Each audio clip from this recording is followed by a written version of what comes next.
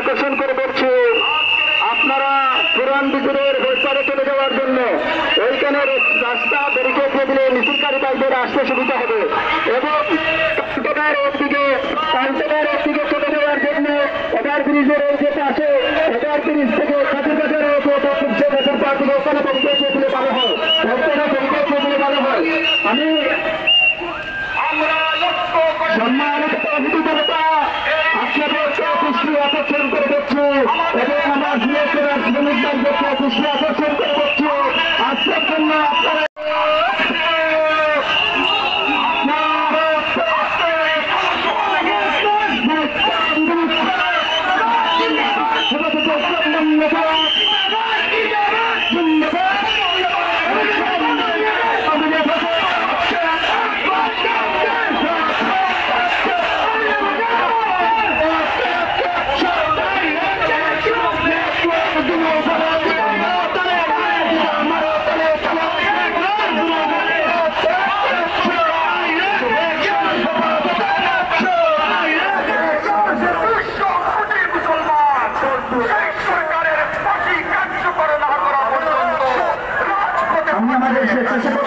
দৃষ্টি আকর্ষণ করে দিচ্ছে আপনারা ওভারব্রিজে ডান দিক থেকে যে রাস্তাটা দিচ্ছে ওইখানে আপনারা আজকের জন্য একটু বিকশিত করুন।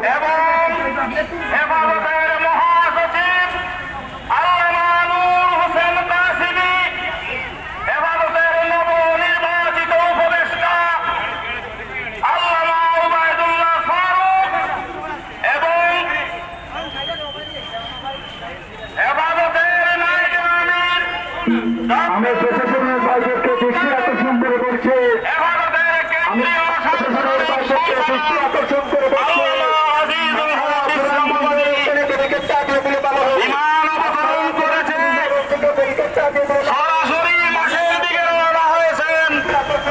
রাস্তার যানজট আমরা জানি, আপনাদের সহযোগিতা কামনা করি মেহমানদের গাড়ি যাতে সহজভাবে মঞ্চ পর্যন্ত পৌঁছতে পারে।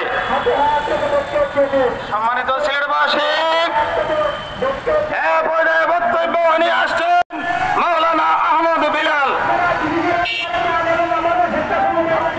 আসসালামু আলাইকুম ওয়া রাহমাতুল্লাহি ওয়া বারাকাতুহু। হেফাজত ইসলাম বাংলাদেশ সিলেট জেলার উদ্যোগে আজকের বিশাল সমাবেশের মোহতারাম সভাপতি, বিক্ষুব্ধ জনতা, বক্তব্যের পর বক্তব্য হবে, মিছিলের পর মিছিল আসবে। আমি একটি কথা বলতে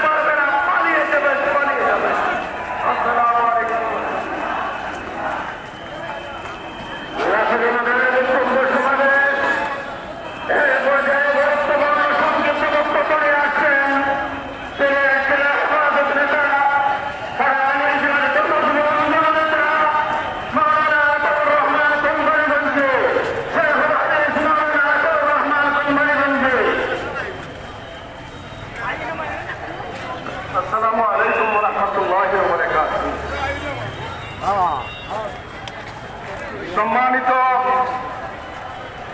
সিলেটবাসী, এই সিলেটের জনসমুদ্র সন্ধ্যা পর্যন্ত ইনশাআল্লাহ আমাদের সভা চলবে। পরিমাঠের আশেপাশে কানাই কানাই ভরপুর রাস্তাঘাটে বিশাল জনসমুদ্র। আপনারা অবশ্যই জানেন বর্তমান বিশ্বের 600 কোটি মানুষ, তার মধ্যে 600 কোটি মানুষ মুসলমান। অর্থাৎ বিশ্বের 1/3 মানুষ মুহাম্মদ সাল্লাল্লাহু আলাইহি ওয়াসাল্লামের অনুসারী, তার প্রতি শ্রদ্ধাশীল। আপনারা জানেন 300 এই পুস্তকটি মাইকেল এইচ নামক একজন খ্রিস্টান ঐতিহাসিক লিখেছেন। এই বইয়ে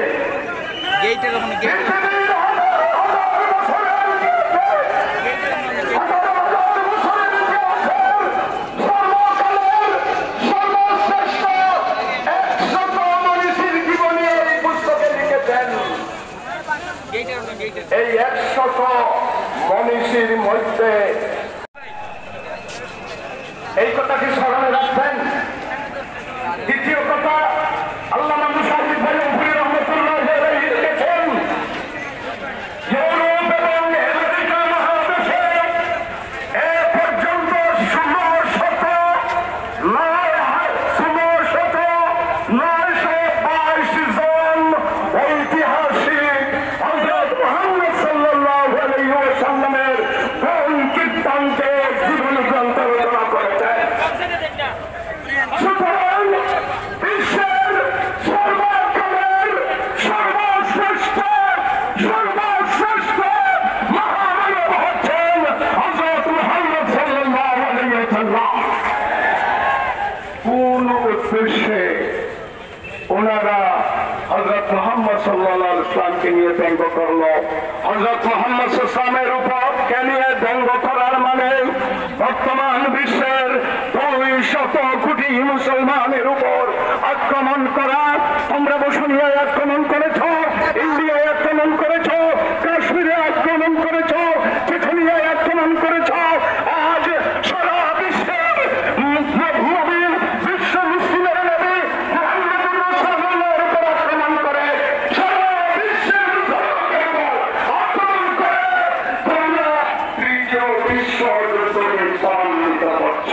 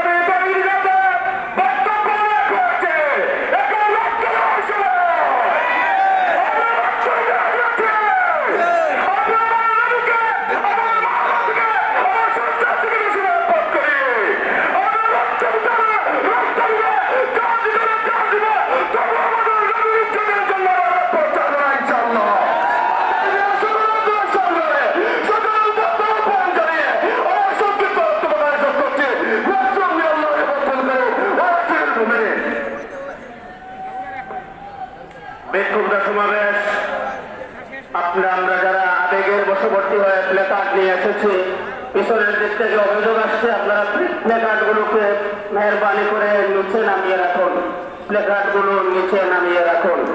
সংগ্রামী উপস্থিতি এবারে সংযুক্ত বক্তব্য নিয়ে আসছেন মহানগর হেফাজত নেতা মাওলানা হাবিব আহমদ সিহাব। মাওলানা হাবিব আহমদ সিহাব। সম্মানিত সিলেটবাসী, বিক্ষুব্ধ জনতা, আপনারা খুবই সুশৃঙ্খল ভাবে আজকের এই মহাসমাবেশ বাস্তবায়ন করছেন। আমি আমাদের স্বেচ্ছাসেবক বাহিনীর প্রধান হিসাবে বিনীতভাবে আপনাদের খেদমতে অনুরোধ জানাচ্ছি, আমাদের ভিআইপি মেহমান যারা আসবেন গেইটে, আমাদের স্বেচ্ছাসেবক বাহিনী আপনারা আছেন, আপনারা পিছনের দিকে হোটেল চাবানের রাস্তায় দিয়ে দিবেন। এখানে আমরা সাংবাদিকদের জন্য রাস্তা রেখেছি, আপনারা মেহরবানি করে দুইটা হাত পিছনে সরেন, মেহরবানি করে দুইটা হাত পিছনে সরেন। আপনাদের সহযোগিতা আমরা কামনা করছি। ধন্যবাদ। এক পর্যায়ে বক্তব্য নিয়ে আসছেন ঐতিহ্যবাহী দিনী শিক্ষা প্রতিষ্ঠান জামিয়া নূরিয়া ইসলামিয়া বাচ্চাফলা মাদ্রাসার মুহাদ্দিস হযরত মাওলানা শামসুদ্দিন মোহাম্মদ ইলিয়াস।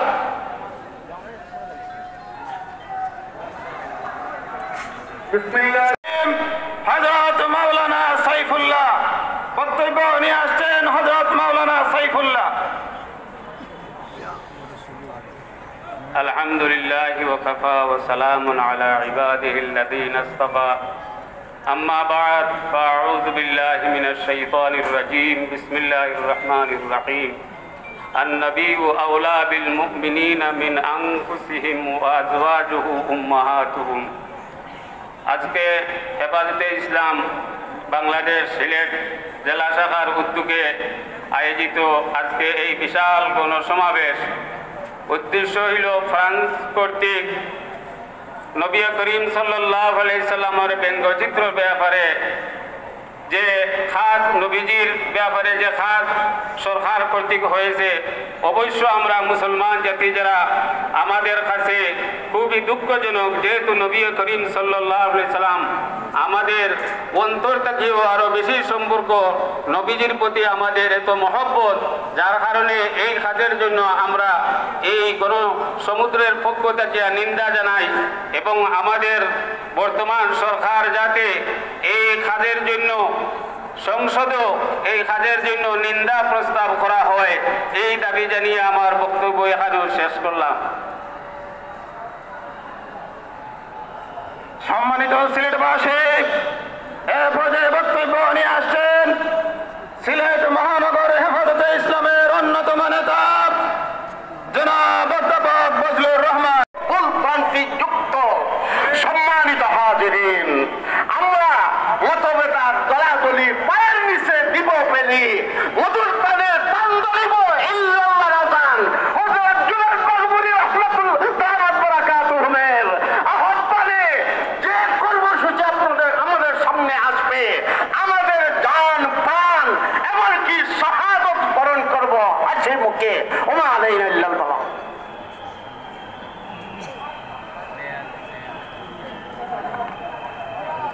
আমাদের সভা মঞ্চে মিছিলের পর মিছিল আসছে, আসতেই থাকবে। সভার সমাপ্তি পর্যন্ত লক্ষ লক্ষ আশিকান রাসূল হুব্বে রাসূলের নজরানা পেশ করার জন্য মঞ্চের দিকে এগিয়ে আসতেই থাকবে ইনশাআল্লাহ।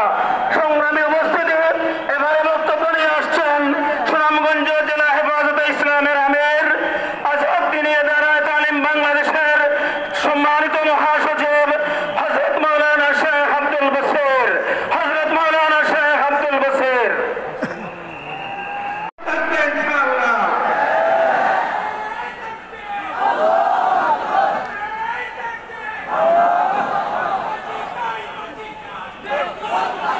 আমরা দেখছি একটি বিশাল মিছিল বিরানীবাজার থেকে এসেছে, বানাইঘাট থেকে আরেকটি মিছিল এসেছে। আমরা মিছিলকারী ভাইদেরকে মাহফিলের পক্ষ থেকে কর্তৃপক্ষের জানিব থেকে ধন্যবাদ জানাই, মুবারকবাদ জানাই।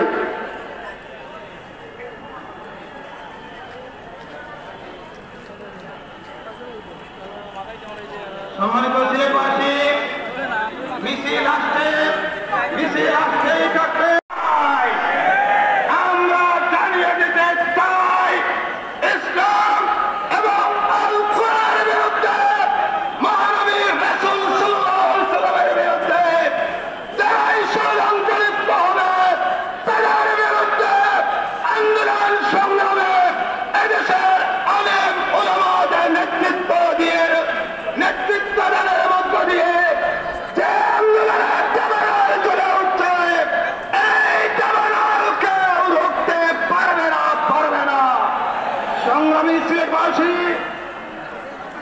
কৃষ্ণচূড়া এবং বিপ্লব ধার করেই আসে ইতিহাসের হাত ধরে বারবার।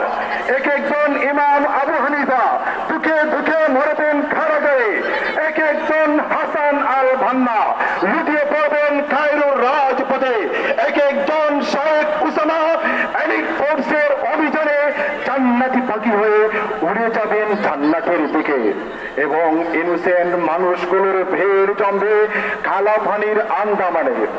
একটি বিপ্লবের জন্য প্রসব বেদনায় ছটফট করতে থাকে জনপদ। ইতিহাসের চিরাচরিত নিয়মে ফ্রান্সের মিলিয়ন নেক্রুদের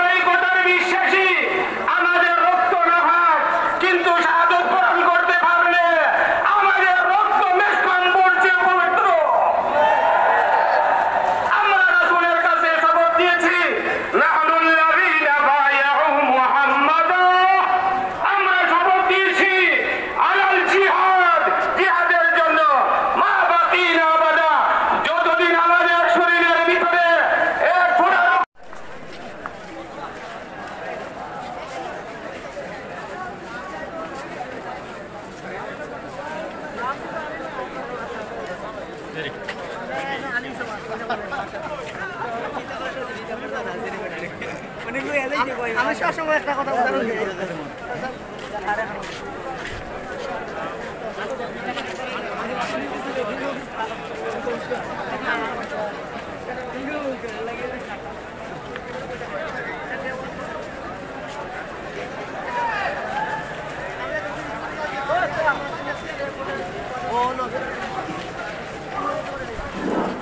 ব্যক্তিত্ব ছিলেন রাজশাহী। এবারে বক্তব্য নিয়ে আসছেন সিনিয়র মুহাদ্দিস হযরত মাওলানা আসাদউদ্দিন আল মাহমুদ। বক্তব্য নিয়ে আসছেন হযরত মাওলানা আসাদউদ্দিন আল মাহমুদ।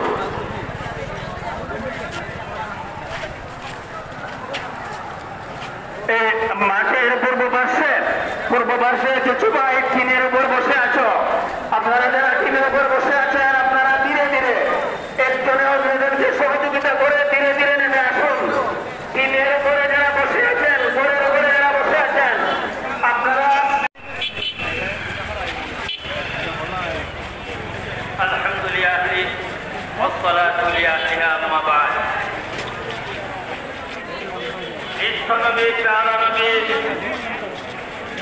জনাবে মুহাম্মদুর রাসূলুল্লাহ সাল্লাল্লাহু আলাইহি ওয়াসাল্লাম ইজ্জত রক্ষার্থে নবী করিম সাল্লাল্লাহু আলাইহি ওয়াসাল্লাম আশির সম্পদ বাংলার জাতির রাজধানী সিলেটের জাগ্রত মুসলমান হেফাজতে ইসলাম বাংলাদেশের কাছে আজ আমরা শুরু করেছি।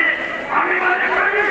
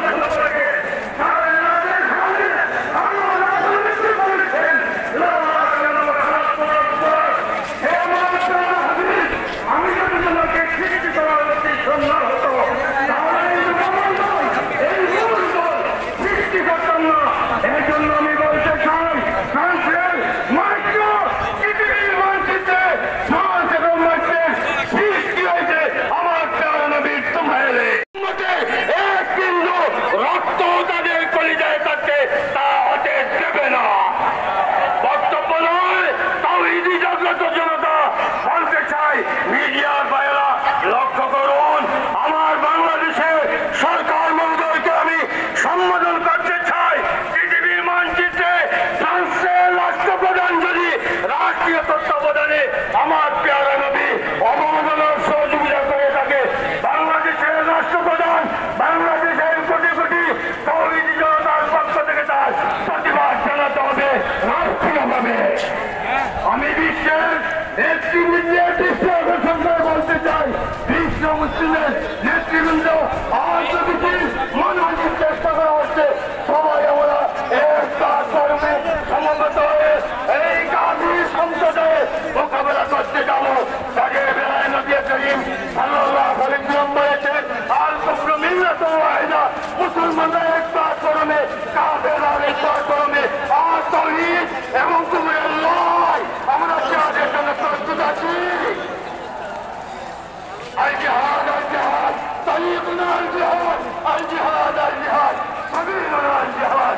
আজকে এই ঐতিহাসিক ঈদের মাঠ থেকে আমি ঈদেরবাসীর পক্ষ থেকে জানিয়ে দিতে চাই, বাংলাদেশ বাংলার ভারত তৌহিদি জনতা আমার দেবে না।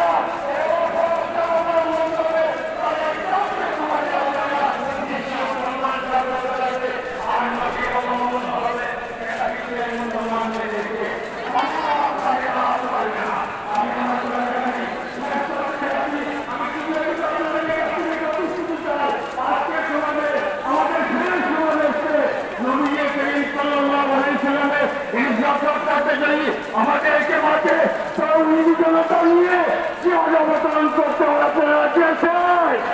আল্লাহ আমাদেরকে কবুল করো। ওয়া আখিরু দাওয়ানা আলহামদুলিল্লাহি রাব্বিল আলামিন।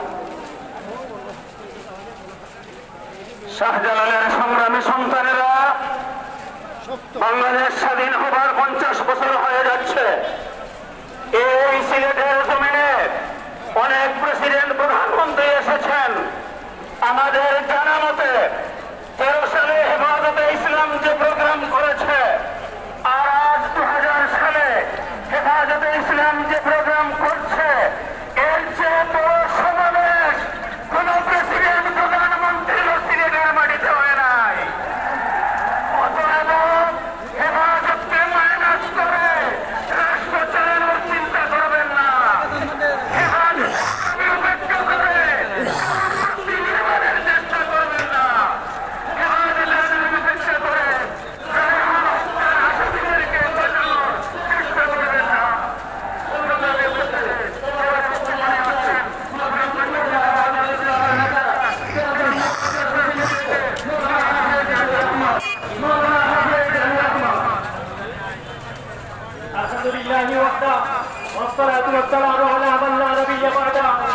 হেফাজতে ইসলাম বাংলাদেশ সিলেট জেলা পত্রিকা আয়োজিত আজকের এই প্রতিবাদ সমাবেশ বিক্ষোভে ছিলেন শ্রদ্ধাভাজন সভাপতি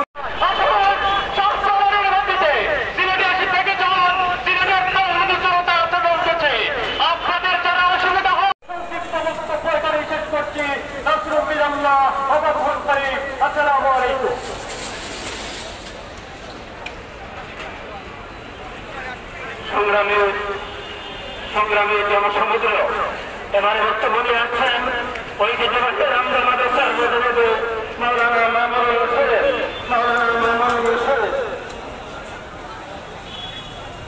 আলহামদুলিল্লাহি কাফা ওয়া সালামুন আলা ইবাদিহিল্লাযীনা ইসতাফা আম্মা বা'দ।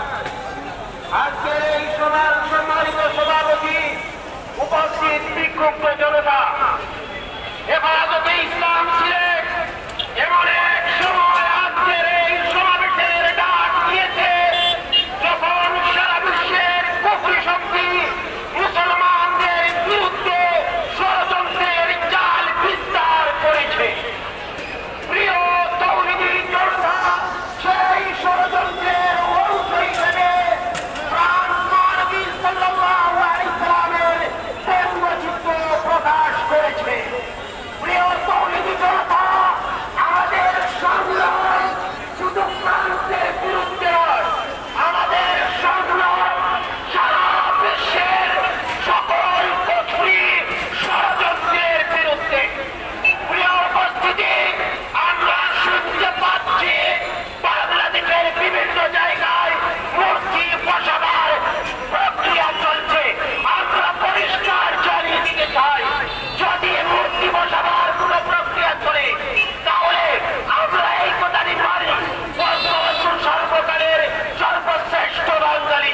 কিন্তু কোন অবস্থাতেই আমরা এটা মেনে নিতে পারি না যে তার একটি মূর্তি বসানো হবে। আমরা জানতে পারছি উলামায়ে কেরামকে গ্রেফতার করার জন্য ষড়যন্ত্র চলছে। যদি কোন আলেমের গায়ে কালো হাত লাগে তাহলে সেই কালো হাত দেখে ভুলে যেতে হবে ইনশাআল্লাহ।